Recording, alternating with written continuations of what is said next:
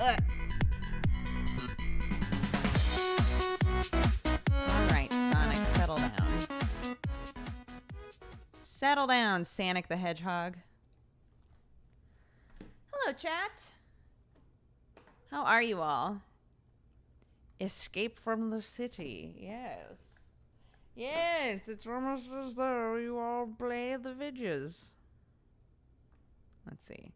Is my baby asleep? She is. Hell yeah. That's what's up. That's what's up. Hi, guys. How's it going? Sorry, I was making a coffee. A Dodger coffee. And,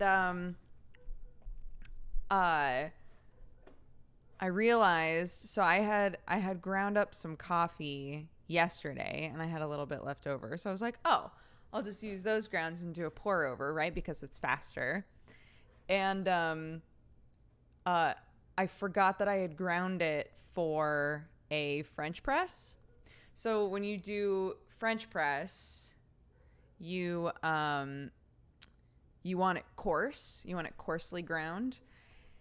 And it doesn't work as well with a pour over when it's coarsely ground. So my coffee wound up a little bit. It's not, it'll still taste fine. It'll still taste great. It's not, it's a little clear.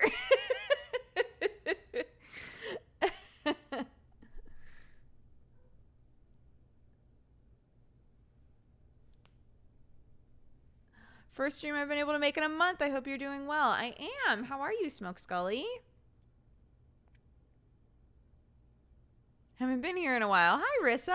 Oh, a bunch of you guys coming back, not being here for a while. How's it going? I feel like I'm a little blurry. Do I look blurry to you guys? I feel blurry. Yes? Okay, hold on. Let's see if, hey, girl.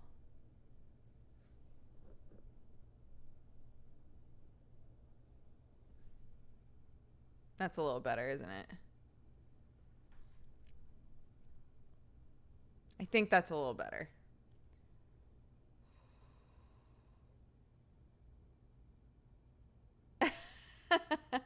Yeah. We so for any of you who are pretty much always here for the morning streams and you were like, I don't understand how come there hasn't been a Dooger in a few days. It's because Sam was in Canada from Monday through Friday, including travel days. And so my parents were out here for a few days, helping with the baby and spending time with her and all that sort of stuff. It just coincided very well that we had talked about having them come out late this month. So I was like, oh, Sam's going to be in Canada. If you guys can overlap a little bit, that would make it a lot easier on me because then you can help me out with Clark and, you know, it'll just work out. It'll just work out a bit better that way. So they did. So thank you, Mommy, Daddy. And that still meant that I had Wednesday, Thursday, Friday I was pretty much solo with her. So I wasn't able to do my normal morning streams. So any of you guys who were able to show up for the night streams, thank you very much. I'm sorry that it was so haphazard, but he was in Canada visiting Ubisoft Montreal to see the new For Honor stuff and meet the dev team and all that. He was on a secret mission. I mean, yeah, that. Yeah, he was on a secret mission. How did Wolfenstein go? It went good, I think. So I haven't really played a Wolfenstein game before.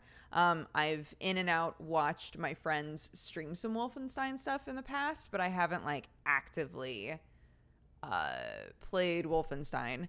So I was like asking him all kinds of questions. I tried to keep it I tried to like not do it super often, but yeah, so Wolfenstein Youngbloods is a 2-player co-op game, and You still kill a bunch of Nazis in it. You are BJ Blazkowicz's twin daughters in the game.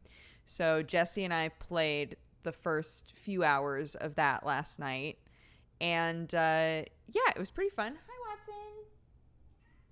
Thank you. She said hi. Yeah, so we played the first few hours of that. He was saying that it's very, very different from the other Wolfenstein games. I can't remember what elements specifically were super different, but it felt like once an hour at least he was like, wow, this is completely different. Like the mechanics were different.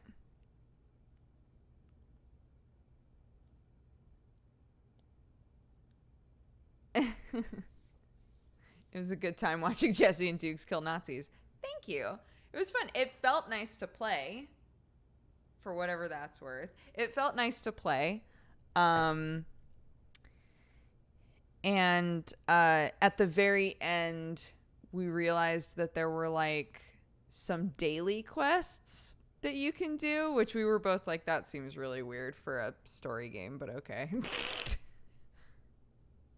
Enemies respawn. The missions were non-linear. Oh, okay. Okay, so those are the main things. The other games are straight up old school corridor shooters. Oh, I'd actually probably love that.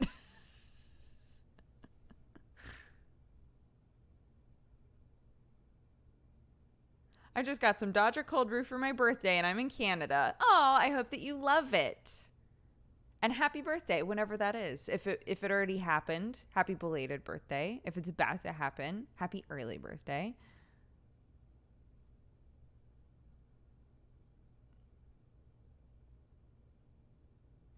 So I also ran into 2 bugs that forced me to restart the game, which was not my favorite. Well, actually, no, that's not true. The second bug we were able to fix by just... Oh, Jesse died. That's right. Jesse died and it like restarted the level and it fixed my bug. But not a huge fan of that.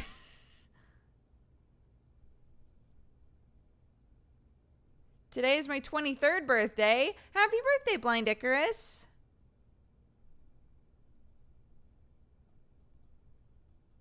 Yeah, they weren't really bad bugs. They were like audio bugs that were really annoying. So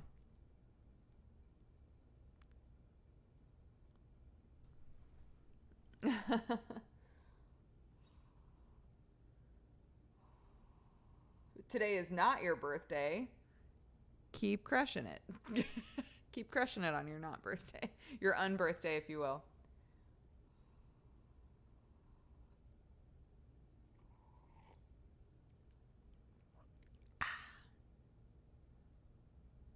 Delicious. Guys, let's do a cheers. Thank you so much for tuning in today for Saturday Morning Dooger. I hope that your day's going amazing. And let's have a good stream. 3, 2, 1, cheers. Boop.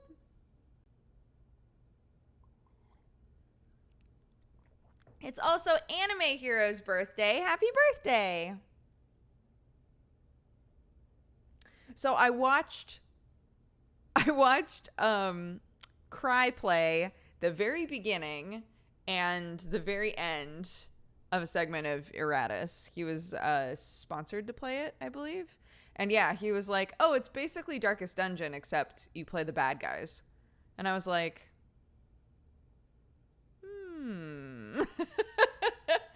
So I'm wondering how that is. Old fan here.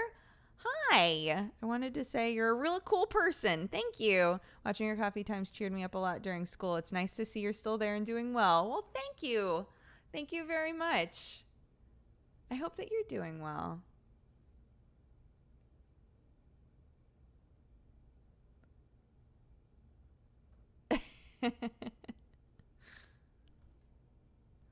I was holding an ice cream and now my monitor is dirty. Does that mean that the ice cream fell on the monitor? Does it mean that you tried to touch the monitor with ice cream on your fingers? I have more questions than I did a minute ago. Oh, Potato, thank you for gifting a sub to Murky. And Arnar, thank you for gifting a sub to Anime Hero. Thanks, guys. Very sweet.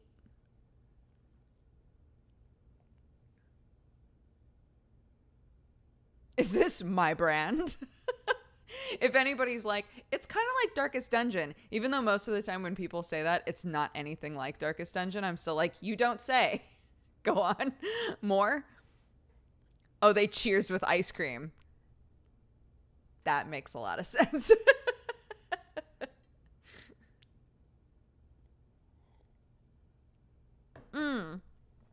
So, I'm thinking that tomorrow what we're going to do is do our anime first impressions.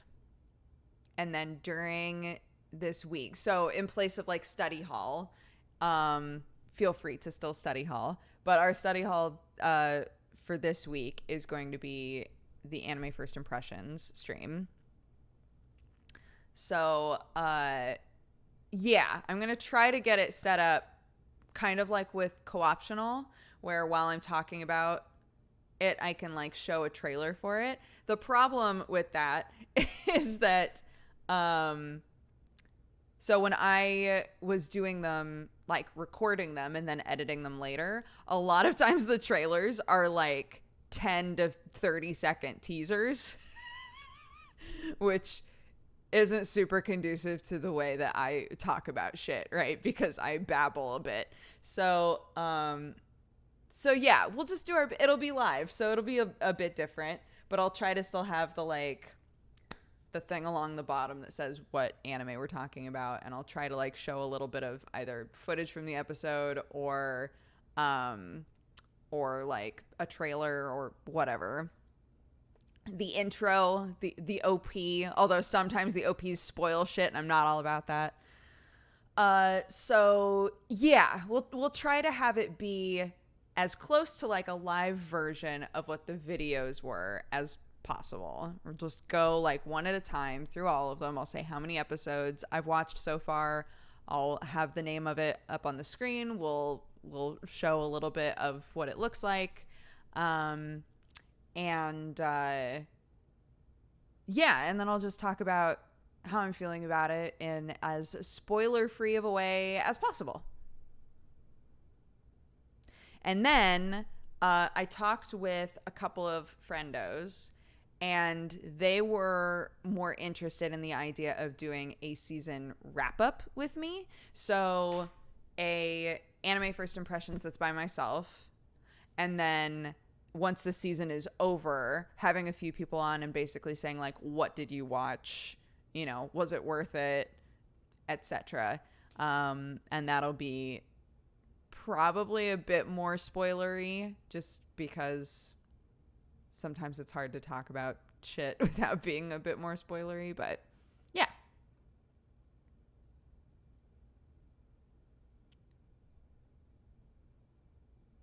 It's weird watching Dodger stream in focus. What the fuck?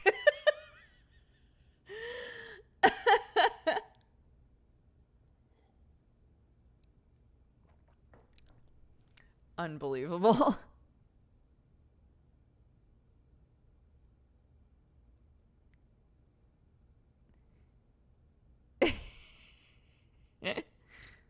Do you have any recommendations for buying art and decorations? My new place is very blank. If you're not worried about trying to save money, I think just to find like art that's just cool art, if that's more what you mean. Society 6 has some like really cool shit. I'm a huge fan of Society 6, and you can get people's art on basically anything. And I don't really hear about people having problems with theft on Society 6 nearly as much as the other sort of websites that do the same things. It seems like they're feel free to correct me if I'm wrong, but it seems like they're much more strict about like, if you are the artist, like, then that's your art and it's there, right? And yeah, you can get people's art. You can get really high quality prints, but you can also get like duvet covers. I have a duvet cover with a Society 6 piece of art on it. You can get like shower drapes. You can get all kinds of crazy shit. So yeah, and then for like home goodsy stuff, like knick-knacky stuff, Etsy. Etsy has all kinds of cool shit on it. If you're like, you know what, my style is weird driftwood shit, you can find it on Etsy. Like they'll have it up there. If you want to like try and save a bit more money, like the sort of stuff that my friends used to do is they would take like pictures of them and their friends and stuff. They would get like a big piece of cheap wood and then like cut it up to the size of a bunch of pictures that they would like print off, and then like put them all over the wall so it looks like a cool Art Deco thing, but it was like pretty cheap to make but still has sort of that cool 3D effect. There's some like cool stuff that you can do if you don't have a whole lot of money to blow, but yeah.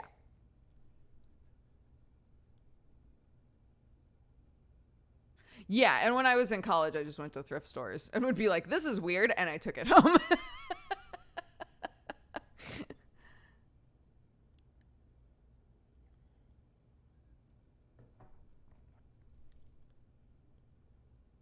I'm the personification of I don't know art, but I know what I like. I think that's fair. I'm that way with like interior design, right? I'm not good at that, right? I'm not a decorator. I don't know how to make things look super cohesive. But 100%, if I see a room that's in like the style that I sort of try to replicate, I'm like, this is it. Like, you figured it out, right? So I have a lot of respect for people that do interior design, because I think it's much more difficult than we realize most of the time, you know?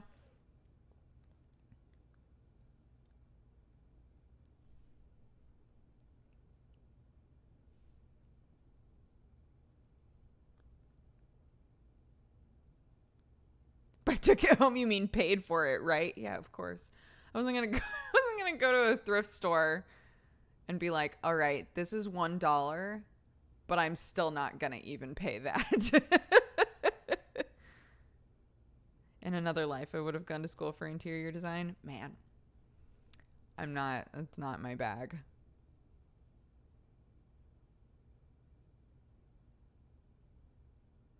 How good are you with exterior design? Also not good.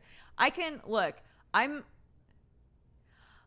would say that I can imagine how I want things to look about 50% of the way.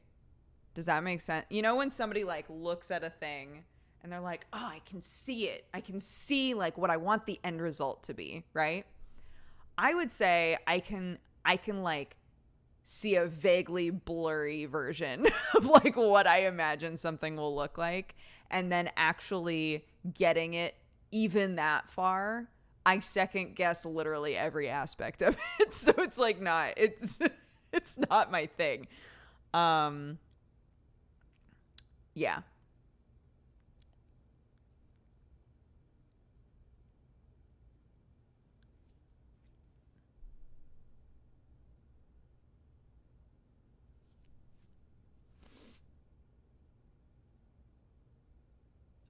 Aaron, honestly, casual Aaron, that's the same feeling that I'm starting to have. Is the more that we talk about moving, the more I'm like, this is such a big move, right? It's going to a completely other country. It's such a big move that it gives me a really good excuse to like not bring most of my stuff. And I think that's actually like great. Because I've been pretty open with you guys about the fact that I'm kind of a pack rat, right? Like I create like little piles of shit all over the place. And I hate it. I hate it about myself, right? But also when I look around, I think to myself, I just like, I don't know why I've just accumulated so much just stuff that I don't need. So I'm really excited for this opportunity to just like peace out, right? Bring the things that are important, and then everything else either like give to people or give away. Or I've become, as an adult, I've become much better at getting rid of things. It's that there are lots of things that are like white noise to me. I think I've described it that way before. Like, there are parts of, I think for most of you, this is probably true in varying degrees. There are parts of your house that have just become like whatever state they're in, it's been that way for so long that it's just, you don't even really recognize it anymore. I was talking about this with my dad because my grandpa was a full-on like dangerous hoarder, right? Like just so much stuff. He had to keep everything. He had to buy everything. He was obsessed with building stuff and fixing things. And so anything that he in his mind convinced himself he could use to fix something, he had to keep. So we've described his shop in the past as like having huge buckets full of like resistors and shit. And it's like no one ever needs, 3 million resistors. You're never going to use all of those, right? It's just insane. But that was the kind of hoarder that he was, where it was so hard to walk around in the shop because there was just stuff everywhere. So they say it takes a couple of generations for things to work out of a family, right? Like psychological things. So my dad has like emotional attachment to things. So we have areas of the house in Oregon that just have like just stuff. But to our credit, we'll go through that stuff eventually. It'll hit a point where we're like, all right, we have to figure out what's in here. Like, this is not, this doesn't make any sense anymore, right? And he's gotten a lot better about it as he's gotten older. And I think for me, I've been so terrified of being more like grandpa that I've forced myself to like really like try and be better. So as an adult, I like at least once a year I go through all my clothes and donate a bunch of shit. I try to routinely get rid of stuff, even if it's only a little bit of stuff. But there are still things where, like, when we moved into this house, Sam was like, why do we have so many wig heads? And I was like, what do you mean? He was like, we have a lot of wig heads and you don't keep wigs on them. You just have a bag full of wig heads. So like, what's that all about? But it was one of those things where I had them for so long. I had had them since college because that's when I started collecting wigs, right? And I was just like, I don't know why I have all those wig heads. I don't know. I don't have a good response. I don't know. So Sam was like, I'm not saying you have to get rid of them. I'm saying that there are things like that I sit back and think to myself, I don't know why we have this. And I think maybe it's important for you to also think to yourself every now and then, why do we have this, right? So, yeah. Sam can be very helpful that way for me because I have things that I've kept almost as like a, I don't know, I don't want to say muscle memory, but it feels like natural for it to be in my space and it doesn't make sense. So, yeah. I don't remember how we got here, but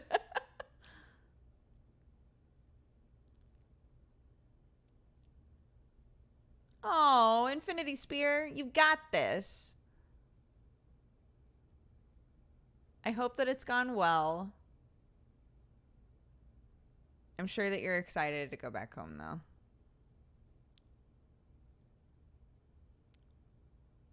Oh, right! Because Casual Aaron was saying that they're really excited to move and have a reason to go through everything and get rid of a bunch of stuff. And I was saying, me too!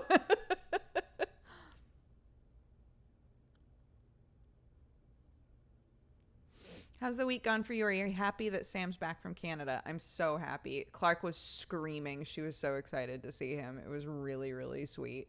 She kept like running over and like just flopping herself on him. It was really cute. Yeah, she was really, really excited to see him. You fine. We had kind of a lazy day after he got home. Babe. I was like, really need to go to the grocery store. And we're like, but do we? Like, I haven't seen you in a week. Could we just like sit? Let's just sit as much as possible today. I like that idea. And then, you know, we both streamed in the evening. But yeah, it's really nice to have him home. I always miss him when he's gone. So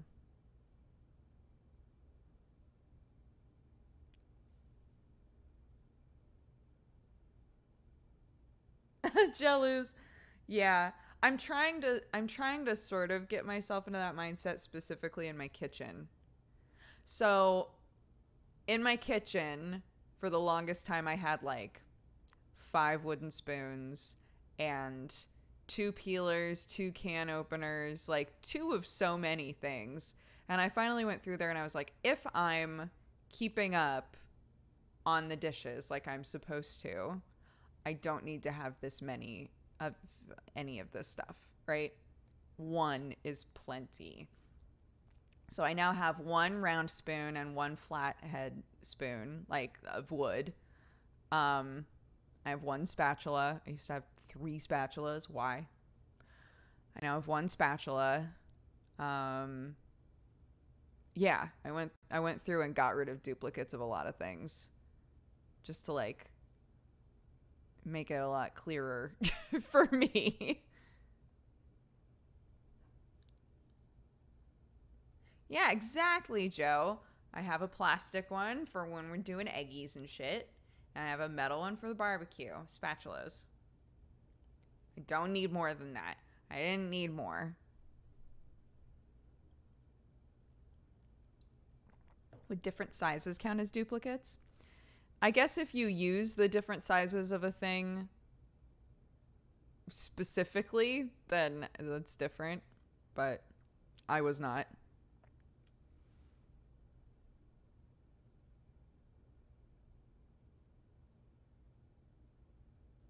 Oh, Ezra Annie, thank you.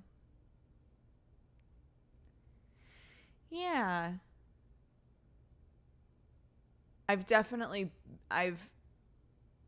I understand the feeling of like living with somebody, not now obviously, but living with somebody, and when they are going to be gone, you're so excited for them to leave. You're like so excited for just room to breathe, you know? Yeah, I'm very glad that I do not feel that way about Sam, but I have felt that way with people before.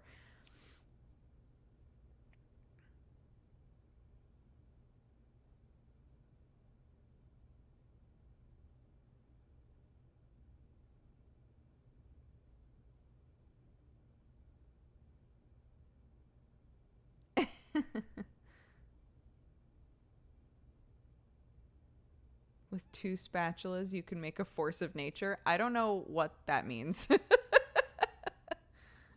My family has 3 pizza cutters? Why? It took me a long time to get a pizza cutter, and the only reason that we have one is because Sam lives in this house. Yeah, Zanctius, I did see that.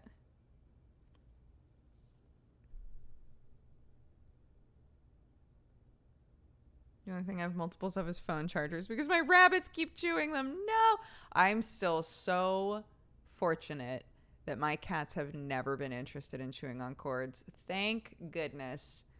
because all of my friends who have had to deal with that, it sounds like such a pain in the butt.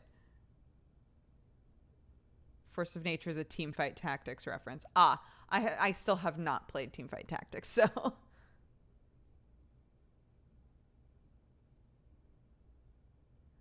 How was it on your end? I know when I was a baby, I couldn't be separated from my parents. So Clark does fine for the most part when one of us is gone.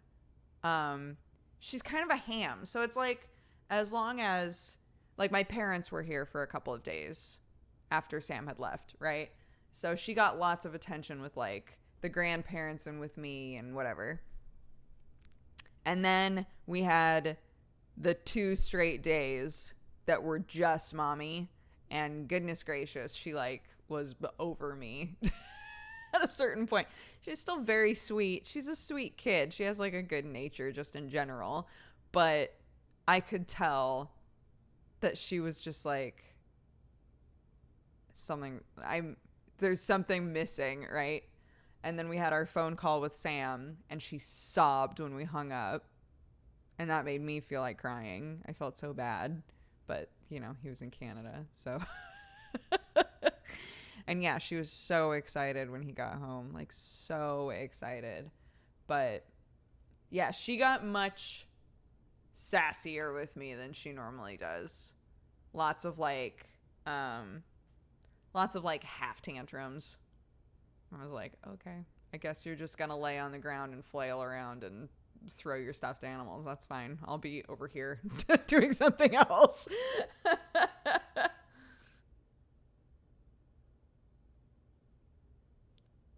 She is 15 months old. Tomorrow will be her 15 month. So she's a little over a year.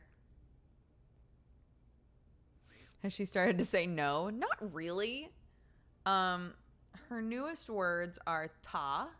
She's finally started to say ta, which is like thanks. But it's hilarious because she was saying it while stealing my dad's food. Really funny. So she'd like run over to where my dad was eating, steal part of a cookie or something, and then yell ta, and she was like running away. So funny. We were like, that's not really how you use thanks, but that's okay. Yeah, that one. And then what's the other? There's another word that she started using. I love that you taught her ta. It'll do well in England. Yeah, well, that's why we did it, because all of the other little cousins learned ta as like an easy way to say thanks when they were babies. So we were like, oh, we should definitely do that. That makes a lot of sense. What's the other word she started saying? I can't remember. Oh, more. Sam was like, I've been trying to teach her more, because it's hard to tell sometimes if she's just eating because there's food there or if she's actually still hungry. So I've been letting her finish everything. And then if she looks at me expectantly, I'll go, more? And so now she's starting to like eat everything and then look at me and go, ma, ma, ma. But what's weird is she's sometimes doing it when there's still a bunch of food on her tray. And I'm like, you don't need more. The second she does it, I like point at her tray like there's already food there, and she whips around like, holy shit, there's food here. Oh, Jesus. Yeah, I mean, I've used a lot of sign language with her. She did a little bit of it, not a lot, but like basic stuff. She did a little bit of it. But she never understood what it meant. She just replicated it, you know? She did all done for a while. So when she was finished eating, I'd go all done, and she would do this. But she stopped doing that, so I was like, I'll just teach her more, because she does do ma, right? Because she says mama a lot. So I was like, more is something she would probably pick up pretty easily if she realized that more meant food, right?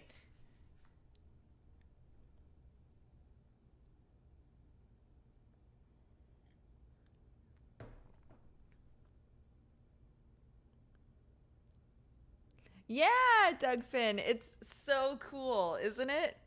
It's really like she gets really excited when she recognizes an animal or when she thinks she does. So she'll look at bears and go, Doug, Doug.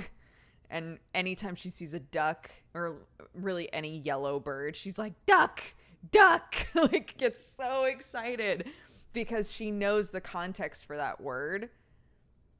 And like, there's so few words like that where she 100% knows, like, this is this, right? And she's so jazzed to use it. It's really, really cute.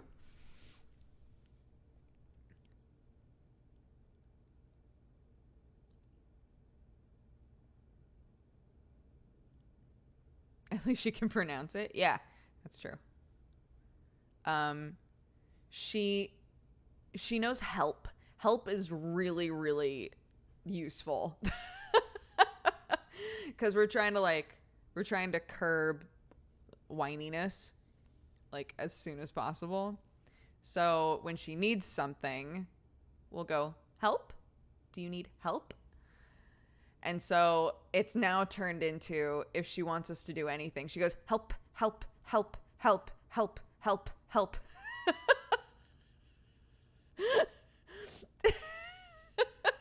And I keep being like, what do you need help? She'll be standing there, like, with nothing around her and go, help.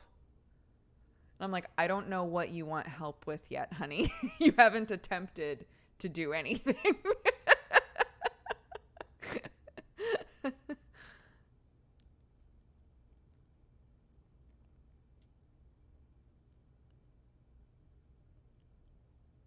I know, dude. It's so silly. But it's really cute, you know.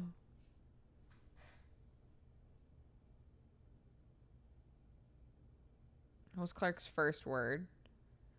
The first word that she seemed to say with like purpose was hi. She'd go, hi, hi. She would see people and wave. She stopped waving as much, which is weird. We still wave at her all the time. And people at like the store and stuff still wave at her all the time, but she doesn't wave back. And I don't know why, because she was like really into waving for a while there. I don't know.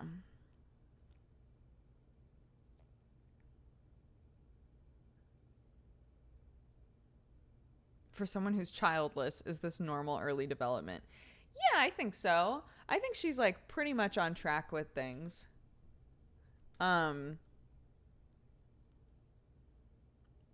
Yeah. But like, again, all kids like can develop totally differently, right? You can have a kid with no sort of, you know, things in the way mentally, and they will still not talk for a couple of years or even really try to. Our little nephew Tommy understood shapes at 1 year old, which blows my mind, like playing with Clark now, because she still is just like, I think all shapes are identical. Like, they're not.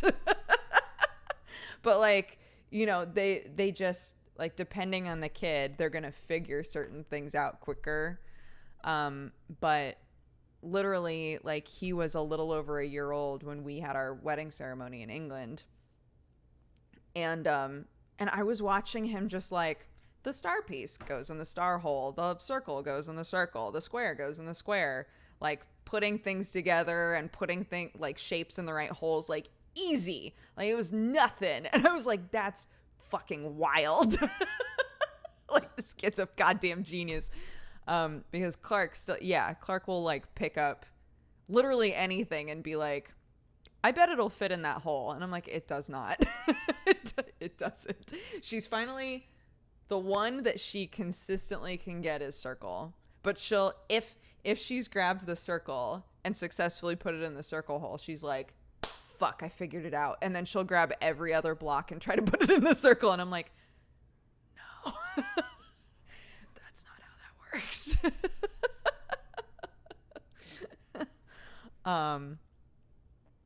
But you know, they're all so rapidly trying to learn so many things at the same time that some things are going to click before other things do. So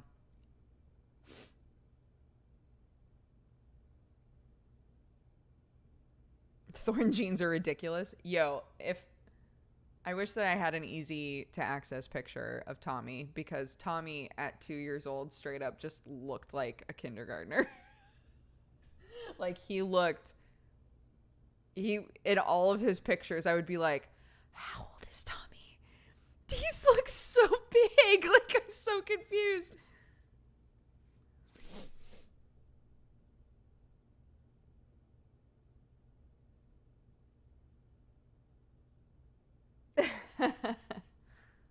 Gonna be in college when he's 4.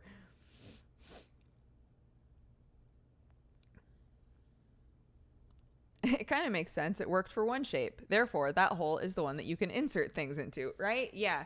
So, and she also, like, just in the last few days has been just fucking giving up on shape stuff. She loves building. Like, that's like her reason to get up in the morning and hop in the playpen, is to build shit. She grabbed all of her books and stacked them into a tower. It was so funny. I was like, what are we doing? And then I realized, oh, she's literally finding all of her books and making a tower with them. If there are blocks around, she's stacking them. Like, my mom got her a little Duplo set, and she just wants to attach them and make them as long as possible, right? Like, that's like what she's super into right now. But yeah, when it comes to shapes, she'll put the circle in the circle hole. She'll grab a square, and I'm like, here we go. Square is like the next like easy shape, right? So she'll grab a square, she'll try to put it in the circle, and I'll point at the square circle and be like, this one, and she'll just hand it to me like, you fucking do it. And I'm like, that's not gonna help you though. That's not gonna help you figure out the square if I do the square. So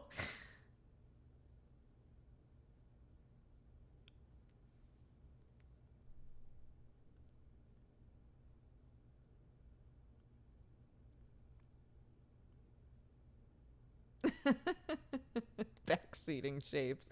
I'm just trying to help. She'll literally try to put it in the circle all day.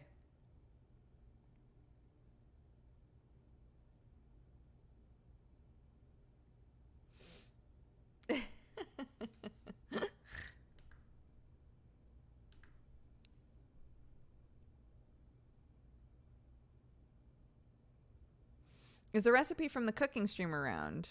Or is watching the VOD my best bet? I think !recipe might still work. Yeah.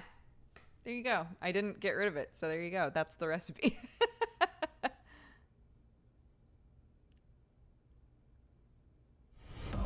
Welcome, you fine cat-loving, coffee-drinking burrito. Just passing on responsibility.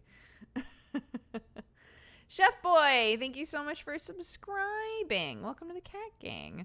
Tokume Cosplay, thank you so much for subscribing as well. Let's read this off. Why not? Why not?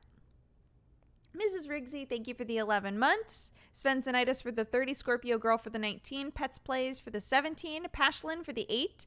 Bree Cheesy for the 3. Small Tom Gaming for the 28. GK Gamer Fan for the 23. Jason for the 51. Magic Mango for the 1 year. Happy anniversary, bud. Gravix, thank you for the 8. Chewbacca for the 26. Rouge Rogue for the 1 year as well. Happy anniversary. Spoopy Sparrow for the 41. Moro Crow for the 19. Soul Edgar for the 4 years. Happy anniversary. Thank you so much for all the support. Fritz Cap for the 30. Arnar gifted a sub to Blind Icarus. Welcome back. KMAF, thank you so much for the 1 year as well. Happy anniversary. Potato gifted a sub to Murky Mavic. And Arnar gifted a sub to Anime Hero. I did mention those earlier, but still, thank you guys very much. I appreciate it. Icon, thank you for the 22. Dash to Justice, thank you for the 2. Tibelius, thank you for the 27. Megan Saris for the 37. Jade Raven Arts for the 11. Angie gifted a sub to Scent of Sunflowers. Welcome back. Thank you, Angie. Metal Falcon, thank you for the 10. Dr. Jiggleman for the 15. Grimsteel Reaper for the 31. Palior for the 23. Justinus for the 44. Prince Philly for the 35. Tokume Cosplay, again, welcome to the Cat Gang. Quantum Strike for the 14. The Chitch for the 30. Mist and Chocolate for the 3 years. Happy anniversary. Raven in a Golden Cage, thank you for the 18. Blue Moo for the 17. Chef Boy, again, welcome to the Cat Gang. Nick Mick for the 4. And Breebot for the 17. Thank you all. How did the recipe turn out? It turned out great. There was another recipe. Actually, hold on. I'm just going to link you to the thread. There were a couple of things that we talked about in the stream, and I tweeted a couple of things after the stream was done, including the recipe. I haven't been tweeting too often lately, so hopefully it'll be easy for me to find, ? Uh-oh. It was! Okay, great. Okay, so this is the thread. I'll link you to the first one. So that's the original recipe. At the end of this thread, there is a Thai curry vegetable soup recipe, and I was saying that they are similar in flavor profile, but the Thai curry vegetable soup is like a bit like spicier, lighter because it's a broth. So yeah, if you wanted to try something that basically tasted really similar, but is a bit lighter, it would be the Thai curry vegetable soup, I think. But what we made, this like butternut squash curry, was really hearty and like warming and soothing and nice. So yeah, both are delicious, but very, very similar. So they suit different needs.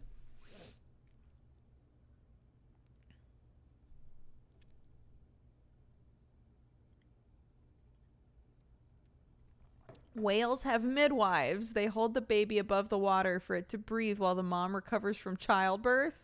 What? Now that you're over a year in, has backseat parenting been about what you expected or better / worse? I actually don't have to deal with it super often, which is really nice. Most people haven't been doing it with me. I would say that because the obvious way to avoid it altogether is to just not talk about your kid or how you're raising your kid, right? Because that's when people are like, but I would say that when I was pregnant, I got backseat pregnancy shit more often than I'm getting backseat child rearing shit. And if I had it all to do over again, I would still talk about everything as much as I have, because I've gotten so many messages and so many responses from people being like, I was fucking terrified to have a kid and I'm not as scared anymore. Like a lot of the amorphous, mysterious aspects of childbirth and being pregnant and having a kid and all of that stuff seems less scary. And I've had other people that have a kid that's about the same age as Clark be like, oh my God, I'm so glad you're going through the same thing too. Right? So that sort of stuff, I don't feel like there are that many people who stream in a vloggy way like I do. that are able to talk about what any of this stuff is like. So I'm happy to be that person, and I hope that it's made like some of the thing, whether you want to have kids or not, or want to raise kids or not, regardless, I hope that it's been at times interesting and at times funny, and yeah.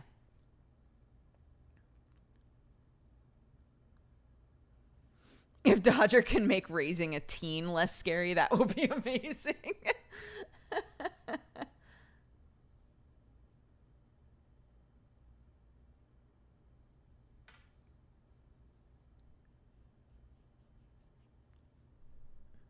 Are you thinking of bringing back games with viewers on SMDs? I'd like to, yeah.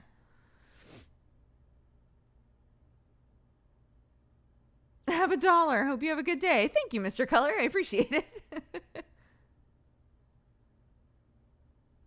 Teens are hard, and I only work with them. Yeah, man. I have a friend who really wanted to be a teacher, past tense, really wanted to be a teacher when we were in college, and her like teaching internship was at a middle school, and middle schoolers made her decide that she never wanted to try teaching again. And she literally dropped out of the education program. like teens, especially preteens, can be like rough.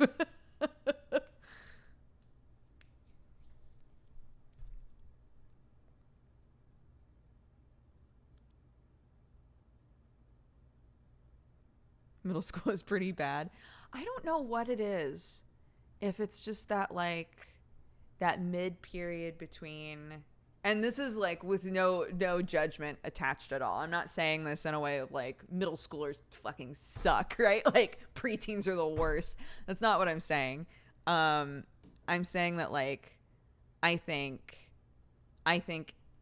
that span of time, like that age gap of anywhere from like 11 to 14, that space can be really, really like confusing, and it can be a period where kids are starting to feel like they don't want to be kids anymore, you know, and so they do lots of things to try and express themselves, and they're like going through puberty and all that shit, man, all at the same time. Yeah. And I think you like when you have a school system that's like, we're just going to put all of those kids in a different building. It's like, don't do that. Why are they so far away from everyone else? They're not with the kids. They're not with the teens. They're just off on their own, like trying to deal with hormones and shit. Like, I honestly feel bad.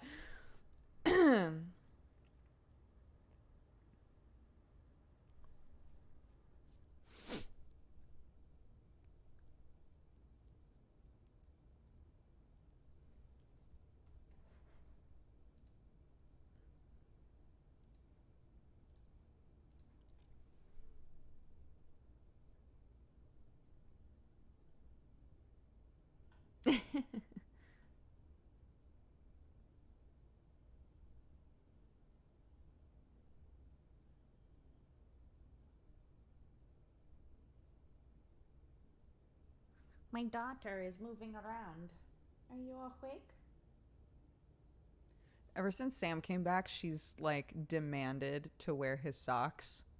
Weird. Like, she demands to wear his socks. It's so funny. But they're huge, right? So I like put them on and I roll them. So there's like a big rolled up section at her ankle and then like the little sock. It's so funny. That is weird. I know. Yesterday evening, it was, I want to wear daddy's socks. I also want to wear daddy's hat. So she was walking around with his socks on and with his hat on. And that was pretty cute. Wait, I have a picture actually. That was pretty cute. And then this morning, it was put daddy's socks on. And I was like, jokingly, I didn't know this was so serious, but I put one of the socks on my foot and she was like, what the fuck? Like ripped it off of my foot. Because I've started doing a thing now where when she hands me something and it's like clothing specifically, I'll ask her like, is this for mommy? Is this for Clark? Is this for Nana? Is this for daddy? Right? Because I want her to like consider like, oh, right, someone else could wear this, or, you know, be like trying to encourage her to be specific about what she wants. So, yeah, this was one of those situations where I was like, I'm just going to put the sock on. And she was like, no. It's so silly.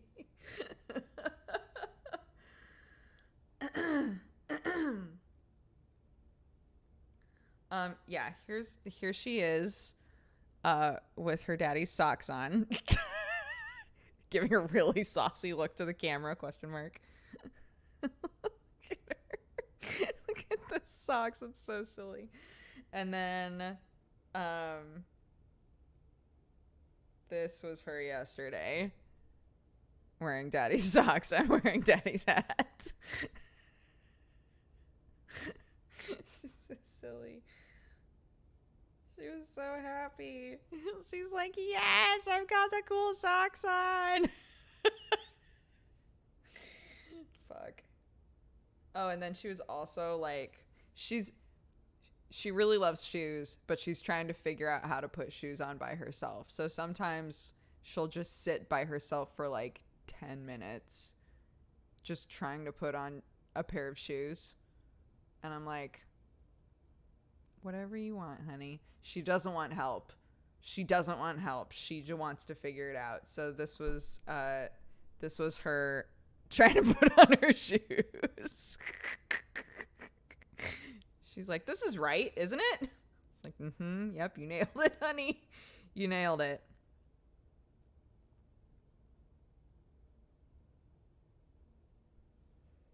Yeah.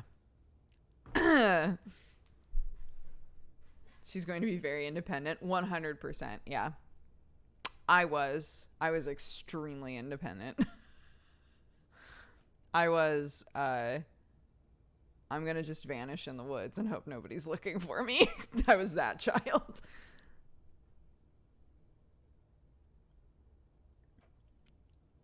Angie, thank you for the biddies.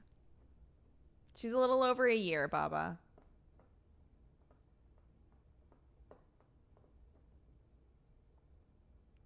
It's like my nephew who refuses when his mommy and daddy try to put on his shoes. I'm trying to do like I don't know if this logic is sound. I'm trying to do a toe heel thing because she knows where her toes go with the shoe, right? But the second her toes are in it, she tries to stand up, and obviously the shoe falls off because it's not actually on her foot. So I keep trying to do like a toes, heel, right? And then when she's doing it, I'm like, toes. And then she tries to stand up, and I'm like, but we didn't do the heel. So I don't know if that'll help her. If I can like help her think through it. So even if she doesn't want my help physically, if I can help her like mentally think through what's supposed to be happening, I don't know. That's all I can think to do.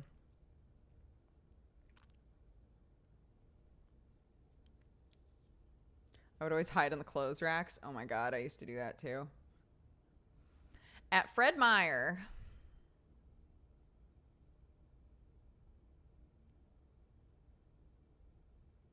I remember when your stripping boyfriend announcement went out. It's been so long. I know, man.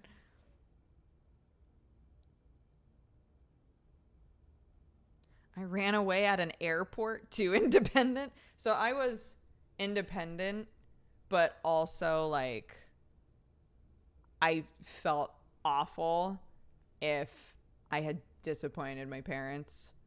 So the times that I had tried to like run away and be by myself in a situation where it wasn't safe.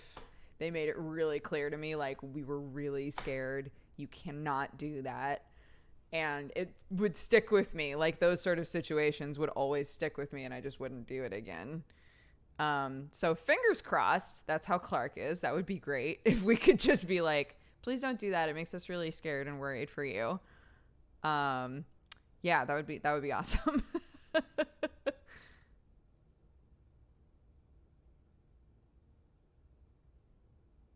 But if she's more like Sam, that will not work. She'll go, but I want to. Bye.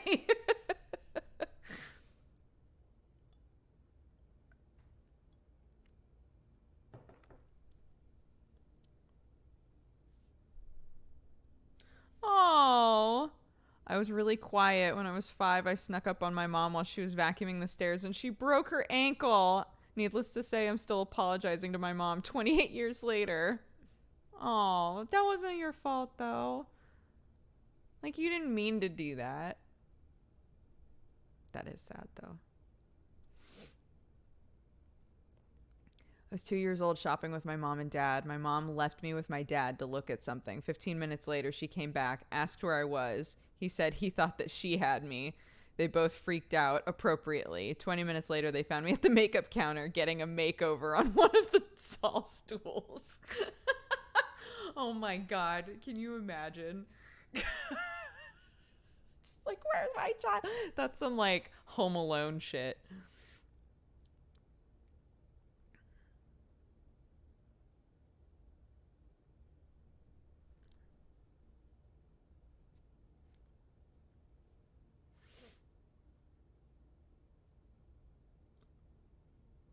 For whatever reason, when I was younger, I still don't know why, I put needles sticking straight up in our carpeted stairs. What? Oh my God, that makes my whole body cringe. Oh my God. Nope.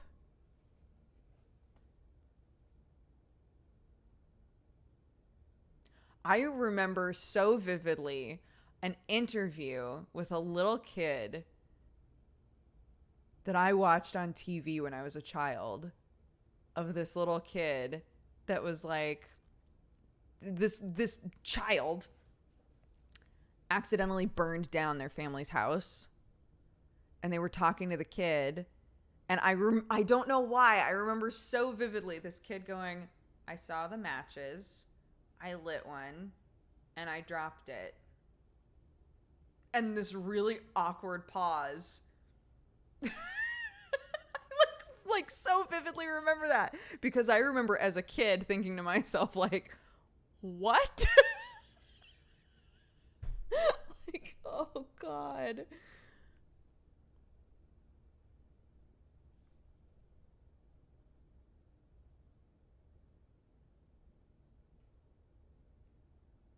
I burned down a barn as a child? Wait, for real?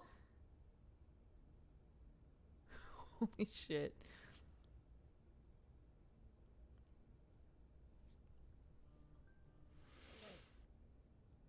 As a child, I kept having a dream that I jumped down the stairs. It was so constant that eventually I did it in real life. Oh my God. Oh my God.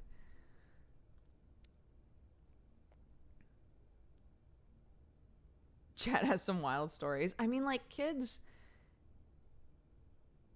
you know, there are gonna be times when kids, not saying that this is like what happened with any of you guys with some of your stories, but for some of you, definitely, it's like kids are just so naturally curious on purpose, right? It helps us grow and develop and learn things, but there are going to be times where we're curious about the wrong shit. Or somebody says, like, don't do that. And you're like, but, like, what's going to happen if I do? You know?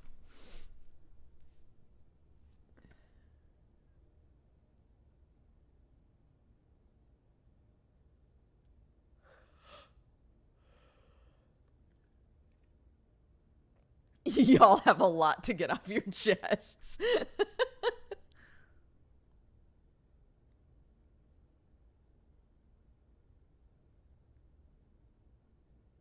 I grabbed a lit sparkler because I was mad that they told me not to touch it. That's a tale as old as time, right? Don't touch the stove. It's hot. Immediately touch the stove. Parenting sounds hard. You know, there are stages that I'm not looking forward to, but I figure there have been millions and millions and millions of children. And if I do my best, it'll probably go fine. There's still a percentage chance that it won't go fine, but I'll do my best, right?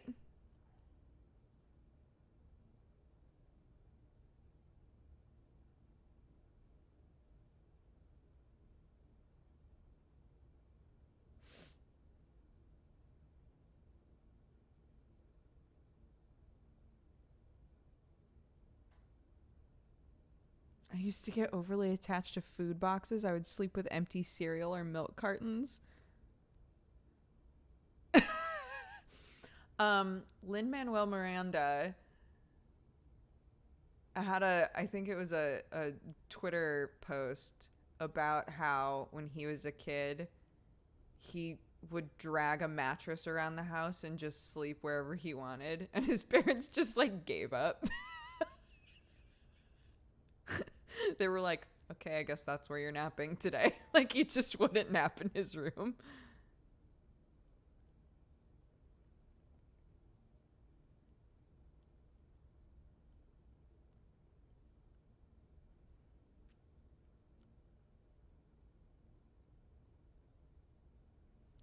What? My cousin went through a phase where he would sleep with a gallon of water. We were in a bunk bed. He was top bunk. The gallon leaked during the night, and I woke up thinking he wet the bed, and I went ballistic.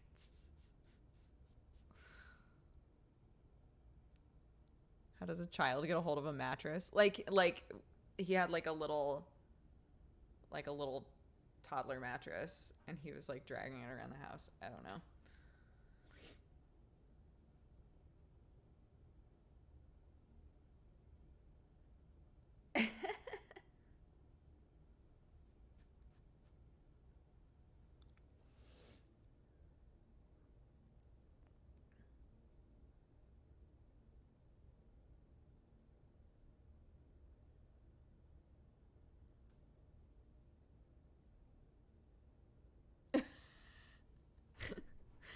Man, kids are a wild ride, dude. I keep hearing her make noise, and then when I look at the actual monitor, she's like not moving. So what can you do? Oh, she's so cute.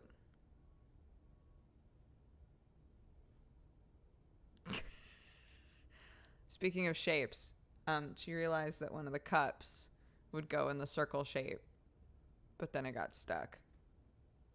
And she kept handing it to me, like, what do I do? And I would pull it back out, and then she'd just stick it back in there, and I was like, okay. Oh, silly.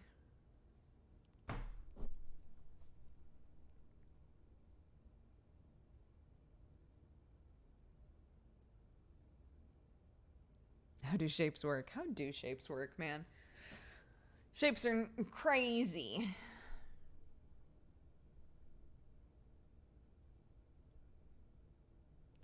I come back and everyone's writing essays. What's going on? We were talking about like crazy shit that little kids wind up doing and like weird things that can happen to them and weird things that they'll do. Like there's an age where they just hit maximum chaotic energy.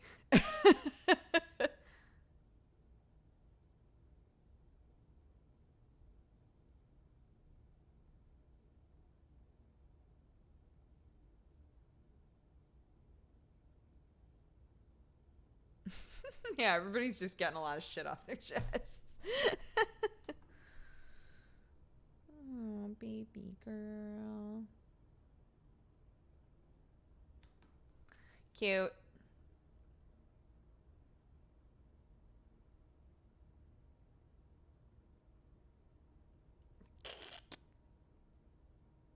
We're all gonna feel 20 pounds lighter after this stream. Totally.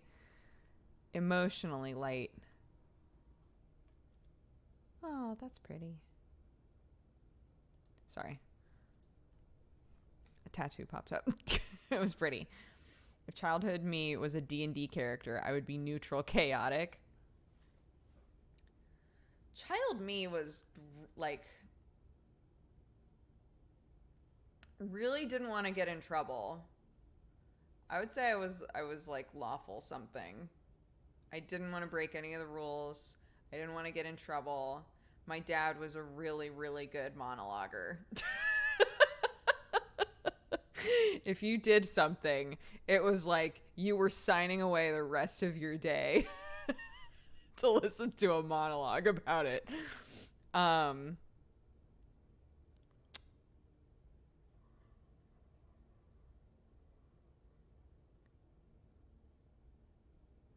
I would say I was lawful neutral because I still did stuff. I wanted to be a good, like, I didn't want to be a bad person. I didn't want to do bad things. But if I thought I could get away with it, I wouldn't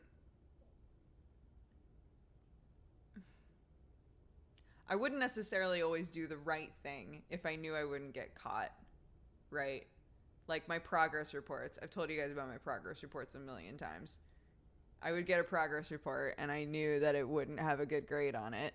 And I'd think to myself, well, if I hide it, it's not like it's going to make the grade go away, but at least my parents won't see it.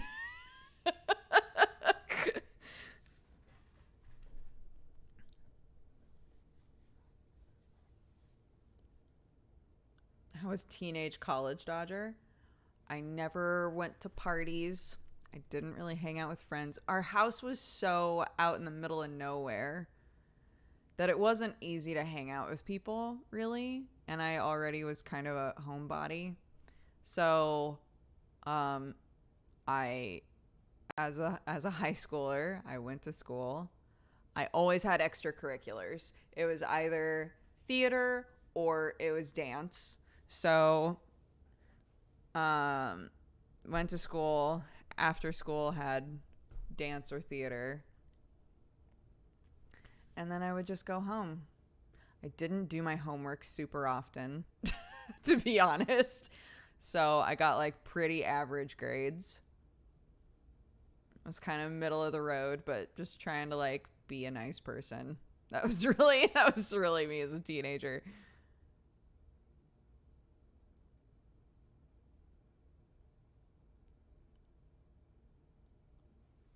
No barn raves. So every year I worked the Buckaroo, which is our hometown rodeo. Every year I worked at the Buckaroo, and the Buckaroo always ended with like a big barn dance. And there was so many bottles to pick up. So many bottles, so many cups, so many drunk people to deal with. It was the worst. That's the most yeehaw thing I've ever heard. Yeah, the Malala Buckaroo.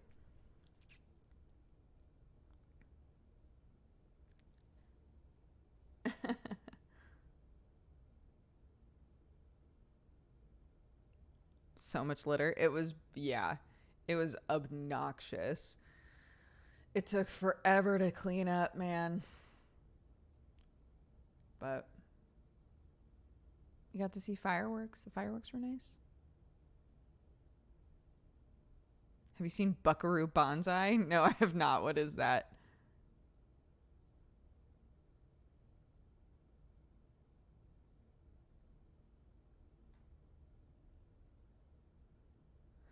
In college was mostly the same. College was, oh, I can take only theater classes now. That's pretty rad. Took a bunch of theater classes. The second my classes were done, I had rehearsal, or when I transitioned more into like props and design and stuff, I would stay at the theater and build things or do design, or I worked at the theater. I had a job as a secretary there. I basically went to the theater in the morning and then did not come home until evening. And I was good friend. I had a lot of like really close good friends, but if I was invited over in like a party situation, it was, I'm going to show up for maybe an hour and then I'm probably going to ghost and go home. So I would show up, everybody would be doing whatever it was that they wanted to do, and I'd be like, I'm tired and I'm going home.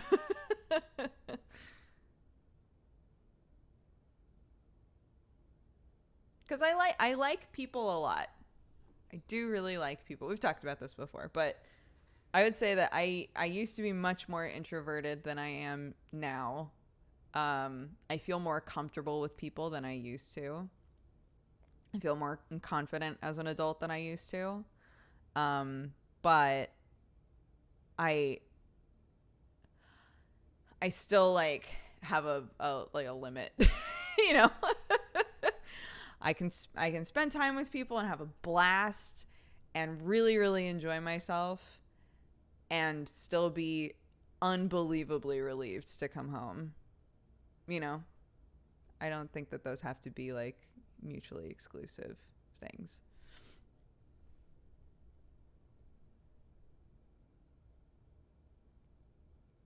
How did you do relationships and dating? I dated other people who were in the theater department. That was a bad idea because theater people are fucking crazy and dramatic.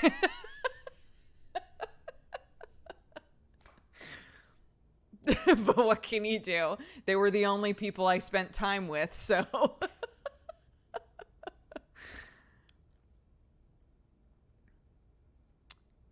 Yeah. In order to have a relationship with someone and have it be like pretty like chill and normal, generally speaking, I would say theater people are not the right way to go. There's going to be a bunch of you out there right now who are like, I'm a theater person and I was super chill and I didn't get involved in any of the drama and blah, blah, blah, blah, blah. Look, same, but I think that you can agree with me that there is a surplus. The people who are super charismatic for the most part, who like command the room and everybody just like adores them, those are also typically the people that are really intense about a lot of shit. And you don't realize it until you are the focus of the intensity and you're like, Jesus Christ. You had to try, right? Right. Look, you know. Theater people and music people have the best drama. Theater is odd, and maybe music is like this too, and I just don't know because I wasn't ever in it. But theater is odd because theater has like a weird like class system inside of it. And it shouldn't be that way. And I think when you become an adult, it's probably less that way. But theater has this weird like built-in split of these are the actors and these are the techies. Right? And like our school was pretty small, so there were a lot of actors who did tech jobs and people who mostly focused on tech who still auditioned and got roles sometimes, right? There was like crossover, but it still always felt like there was this weird like, right, but I get cast in everything, all of the main stage shows because I'm talented and I'm going to one day be on Broadway, and that's just not going to happen for you, right? Never said out loud, but was the subtext.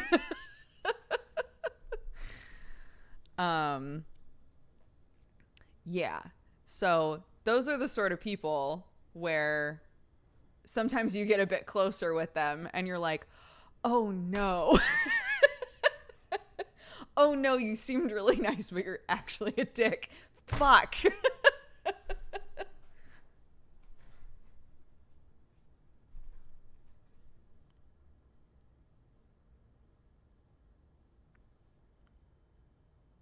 Techie as in lights, sound, etc. Yeah. As in the people who are running the show when it's going on, right? The props people, the lights people, the runners, like all of them, typically referred to as techies. Some people hate that term. I never minded it. But again, I was like a day walker, right? I acted in a lot of stuff, but I also was always doing design and tech stuff at the same time. So, yeah, so I wasn't like a full on.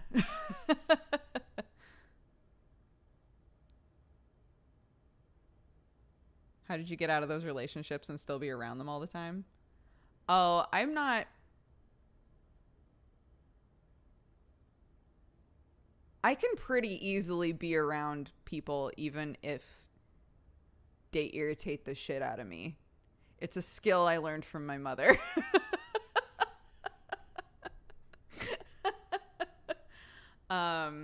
I can be. I'm okay with saying this. This is gonna sound like a flex. I don't mean it to. I'm able to be like really professional, I think, with people, and I can still like joke with them, whatever, even if in the back of my mind I'm like, but I don't like you. I don't like you, and you know I don't like you, but we're working together, so that's fine. A diplomatic flex. It's just it's hard in that kind of space with school, right? I mean, that sort of thing happens even in high school all the time. You know, you have some kind of an altercation, is that the right word? Some sort of a situation with another person where you're like, God, I really just don't want to see this person. I don't want to interact with them. I don't want to have anything to do with them. But guess what? We go to the same school and we're in the same fucking class, and I have to just deal with it. And then eventually the teacher's going to be like, all right, guys, you're going to do a group project, and no, you can't choose your groups because I don't trust you to actually work if you're in groups with your friends. So I've assigned groups. Guess what? You're with the person you fucking hate. You're welcome. Wink. And you're like, why?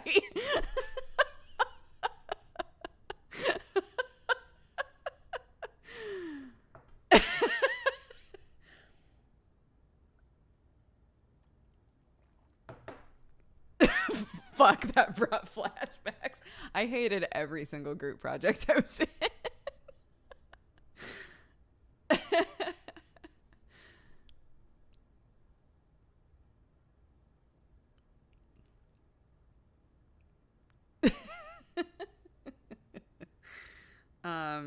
But yeah, I think it's hard because I do really admire people who are no bullshit, right? Sam is a no bullshit kind of person. If he doesn't want to deal with somebody's shit, he's not going to, right? He's not going to pretend to like agree with somebody when he doesn't. And I appreciate, like, I really hold that in high esteem, to be honest. But I do think that it has served me well to be able to consolidate, to say to myself, I'm working with this person in like a work context, and I can do that, and everything that's like personal I can put over there. And then once we're done working, I can go back to being like, but I don't want to grab a drink with you, and no, I don't want to spend time with you, you know?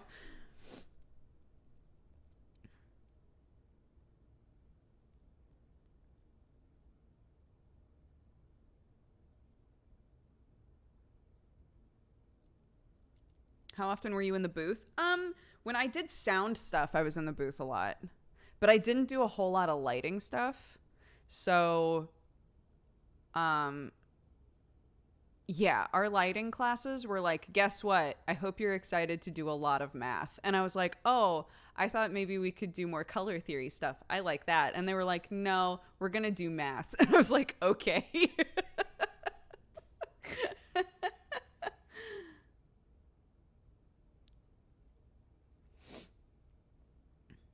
Did you ever stage manage? No, I would not be a good stage manager. And I recognize that about myself 100%. I have never tried to stage manage. But I've done, I think, a little bit of every part of design. Like all of the major ones. I've done props, I've done costumes. I did a bunch of our posters. I did sound, I did set. I painted flats and I decorated sets. Yeah, it was when I like started to really full on take on a lot of design jobs that they had their meeting with me where they were like, so you're in the fine arts program to be an actor. And I was like, yes. And they were like, but you keep taking design jobs. And I was like, yes. And they said, maybe you shouldn't be in a fine arts program for one thing. Because the Bachelor of Fine Arts is for someone who knows exactly what it is they want to do. And Brooke, I just don't believe that you know what it is you want to do. And that's okay. Because the world of an actor is tough. It's harsh. And honestly, I wish that I was in your position. I wish that there was something other than acting that I wanted to do.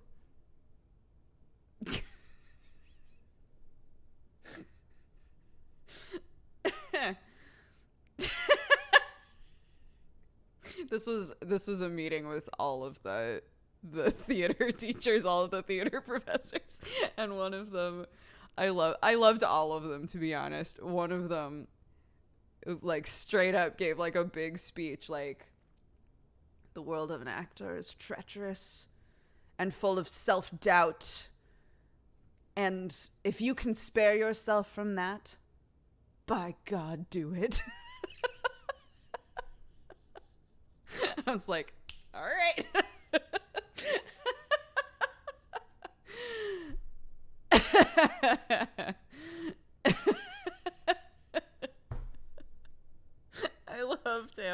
I loved him so much. Oh, God. Fly, you crazy fools.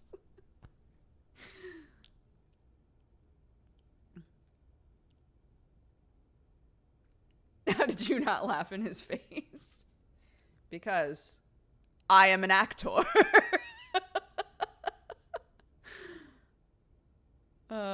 Shit. College was fun for me. I had a good time in college. Ah, shit.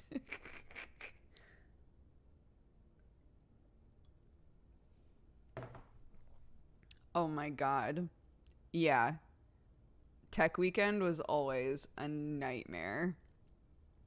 We would go to Dutch Brothers and we would get the ER911 and we would go up into the booth and I'd be like, welp, I'm going to have heart palpitations in about 5 minutes.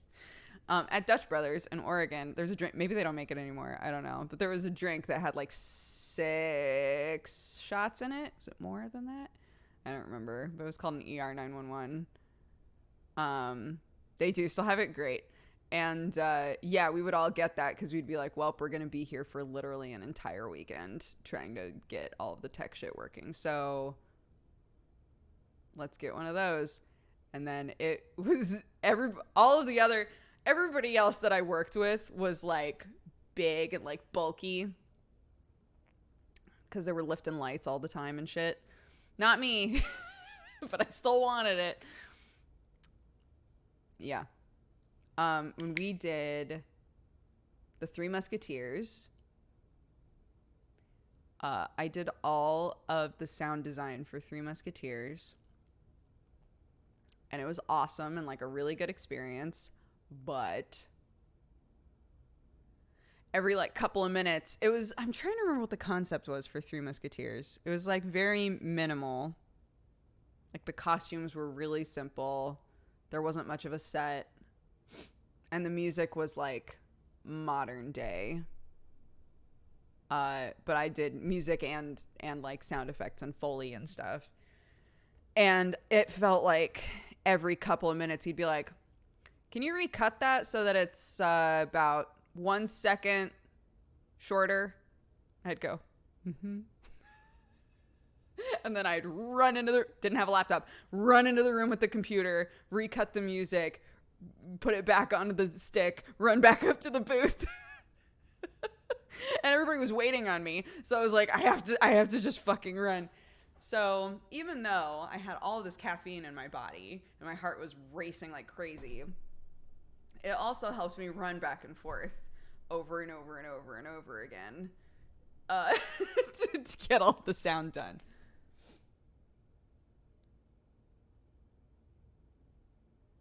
I don't know how many modern set Shakespeare we did. Way too many is the answer. Yeah, we did. What did we do? The one that I remember the most is Taming of the Shrew. We did Taming of the Shrew if it was in the world of Mad Men, basically. And that was actually really cool.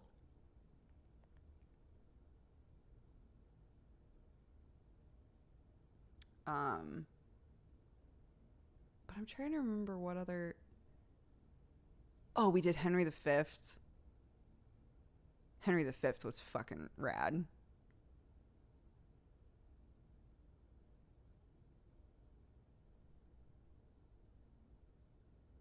I just realized Dodger's talking about coffee, not an alcoholic drink with 6 shots of hard liquor. No.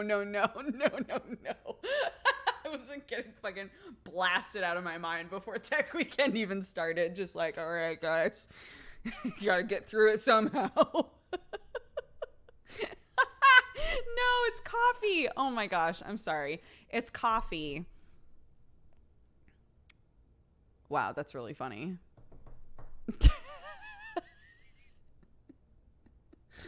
No, it's a 6-shot coffee drink called the ER911.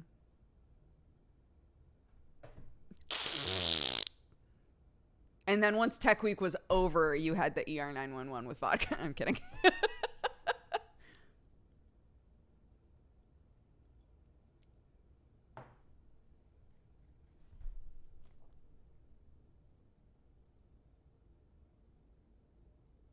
I'm not sure that that's better. No, that's what I'm saying, right? Like everybody else who got this drink was like a big person. And then there was me who was like, I can hang. I can also have the ER911. And I wasn't even as tall as I am now because I kept growing through college. I was like maybe 4'10" at the time. Chugging this coffee drink. Like, let's do it.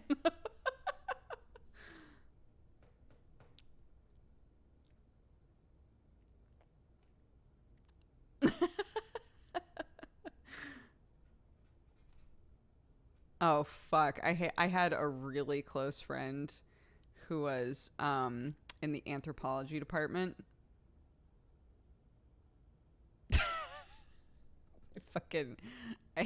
She hated hanging out with the theater kids, and I hated hanging out with the anthropologists.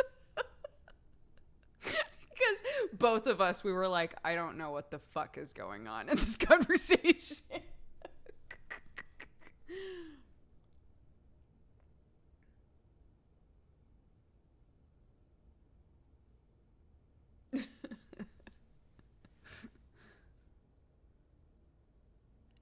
It'll stunt your growth. I kept growing. Bam. 5 foot now. Everybody back up. Bam.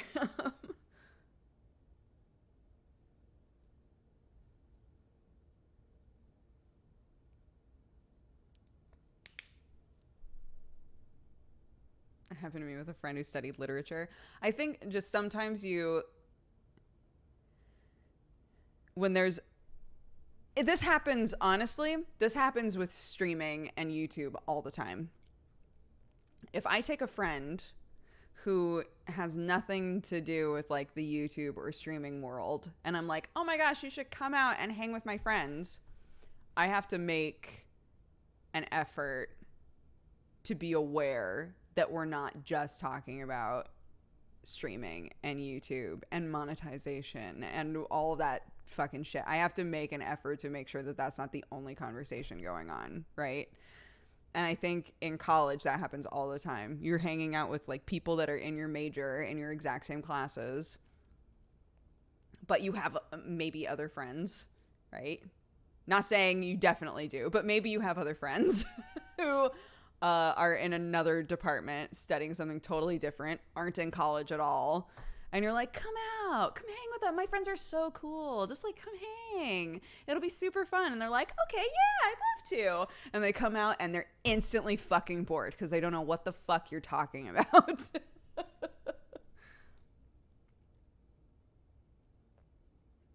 Hi, Boone. How are you, dude?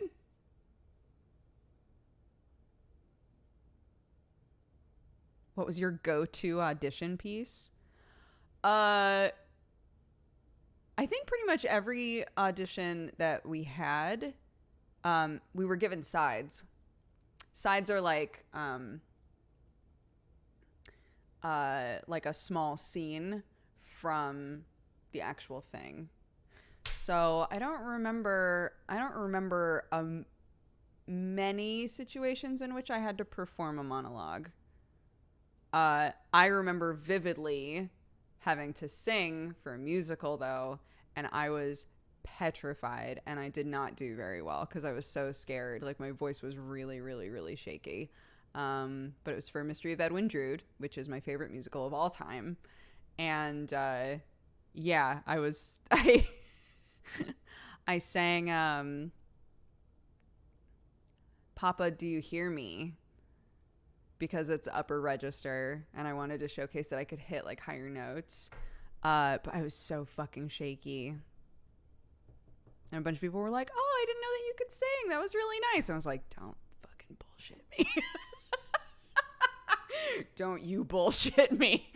I was all over the place and you know it.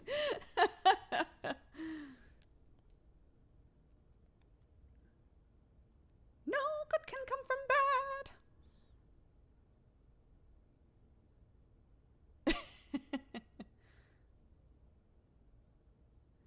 How do you enjoy the Final Fantasy XIV story so far? It's great. It's very, very good. Yeah, we've been able to play a lot during the week. So that's been nice because normally Terry and I only play 14 on Tuesdays. So it's been really nice like playing in the evenings as well. Getting to you know, get through the story as quick as possible. Is that song on Twitch Sings? I went through the musicals, like the musical options on Twitch Sings. They need more. They need way more in there. I was very disappointed. Obviously, I don't expect them to have fucking Mystery of Edwin Drood, right? Mystery of Edwin Drood is like not a well-known musical, but just saying, in general, there isn't a ton in the musical section. You want to play it so bad? Boone, play!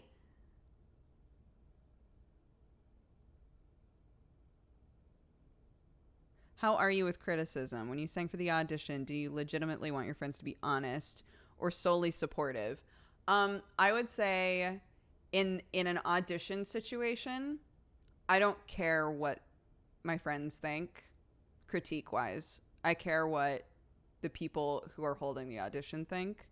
I think that it's better also as a friend watching auditions, right? I can watch somebody do a monologue and think to myself, I probably would have done that differently. Or I can hear somebody, you know, sing a song for a musical and think to myself, oh, they were a little pitchy. I don't think that it's any business of mine to give them feedback. The audition is done, first of all. And second of all, I'm not the person who's holding the audition. So I wouldn't do it, and I wouldn't expect my friends to do it. I think it would be weird if a friend of mine was like, well, you were a little pitchy, right? There's no reason to freak one another out that way in an audition situation. If we were all, say that we were all in the musical already, right?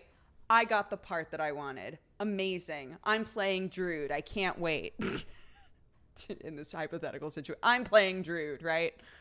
And we're all like practicing together. I would hope that if I'm constantly flat on a certain note, that the other people that are in this song with me, if for some reason it's not being called to my attention by the actual like conductor or by the director, I would hope that somebody would be like, I think you should like try to lift that note a little bit more, or, you know, I think you're like getting a little flat at this part. Yeah, I wouldn't mind that. But with an audition, I think it's very different.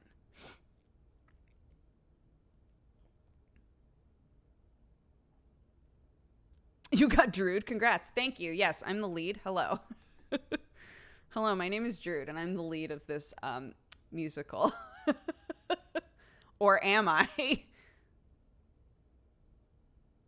I was in the ensemble, for anybody who's curious.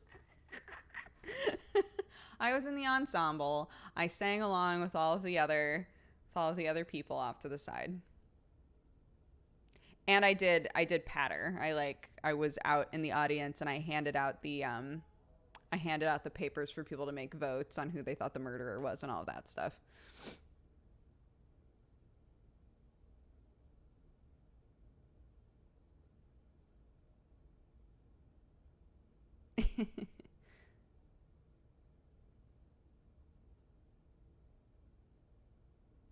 And you won the lottery. Holy shit.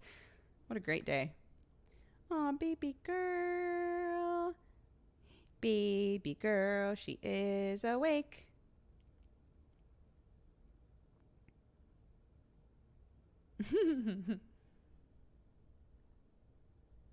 I fucking love musicals. Now I'm interested. Oh, shit. Okay, let me pitch before I go and grab my child. Let me pitch this to you. The Mystery of Edwin Drood, right, is a novel that was never finished by Dickens. By Dickens, I think. It's a novel that was never finished, in which there's a young man named Drood, and he is moitered. But the book was never finished. So there is no murderer. Like, the book, you don't know who the murderer is at all. There's like a bunch of other stuff that happens that has no closure, no answers. And so it's a choose your own adventure musical. The audience watches the play up to a point, and then we stop the play. And they say, and that's all that was written. And then Dickens died and didn't finish the book. So, who do you think is the murderer? Who do you think was the undercover detective? Who do you think were the secret lovers? And then the audience writes down what they want everything to be. We tally the votes during intermission. And then when we come back, the rest of the play happens. It was awesome because every single one of the main characters, it's so much work. Every single one of the main characters had to memorize their own song for if they're the murderer, their own song for if they're the lovers, their own song for if they were the detective. So it was really cool. It was really, really neat.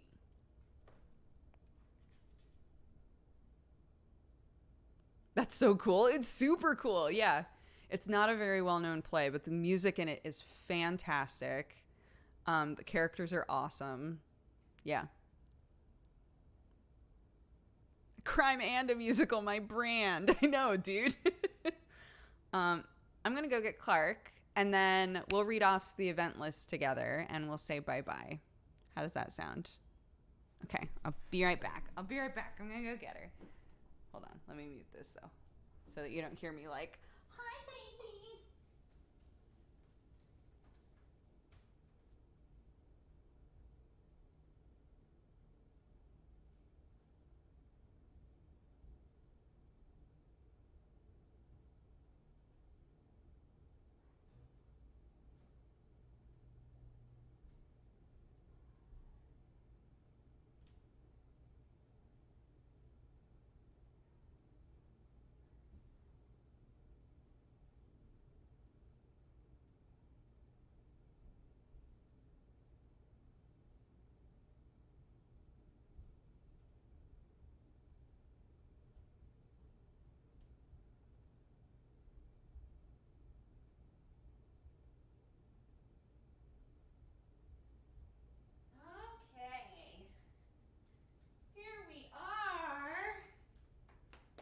Still got Daddy's socks on. Hi. Look. Who's that? Say hi. She's obviously just woken up. What's going on here? Says Clark. What's all this then? Hello, hello, hello. What's all this then? What's all this then? Hi, good job. Uh-huh. I mean, I agree. Yeah. Uh-huh.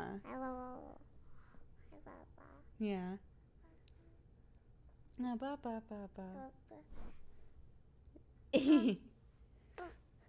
Did you have any cool dreams? Yeah? What'd you dream about? Oh, I see. Right. Was it scary? Yeah? Oh, man. I'm sorry. Yeah. Mm-hmm. Well, maybe we should eat something and then go for a walk, huh? Get all those scary dreams out of our head. What do you think?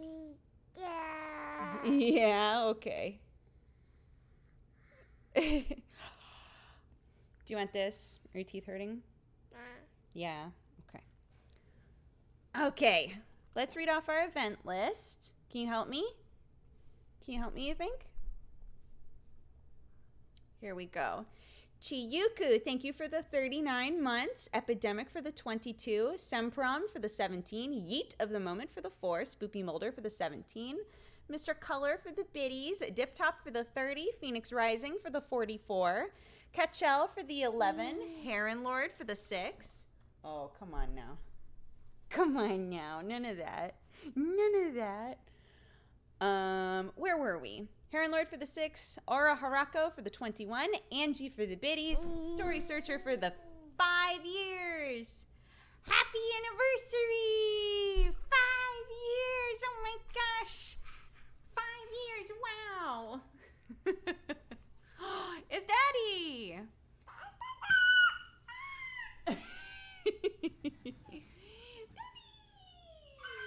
Be careful! Don't slip! Nikki 5, thank you for the 30. Muscle Car for the 19. Vivid Zephyr for the 17. Random Lights for the 42. Plasma Phoenix for the 17. Flattree for the 5. Jotunda for the 1 year. Happy anniversary. Loper Panda for the 46. Key Rock for the 4. Reddish Beard for the 22. Ashenzor for the 16. Airworthy for the 15.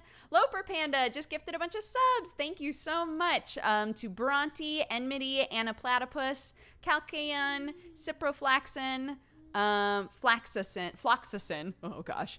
Next Day, M. Wayne, Robojoro, the Marco Bear, and Kirostinian II. All of you, welcome to the Cat Gang. Be sure to thank Loper Panda for those. And Roz Grimmery, thank you for the 17. It's so cute. I know, man. She loves her daddy. Guys, thank you so much for watching today. I'm going to take off. Let's see who's streaming right now. streamerin'?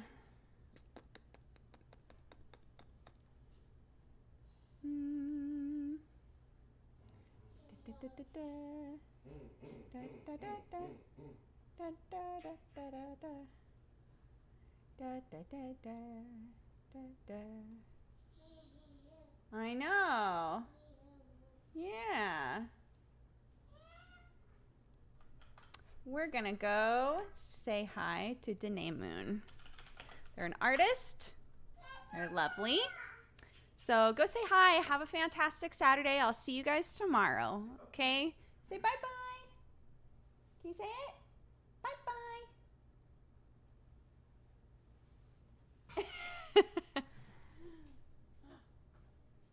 You say bye-bye. Yeah, okay. Bye, guys. Have a good day.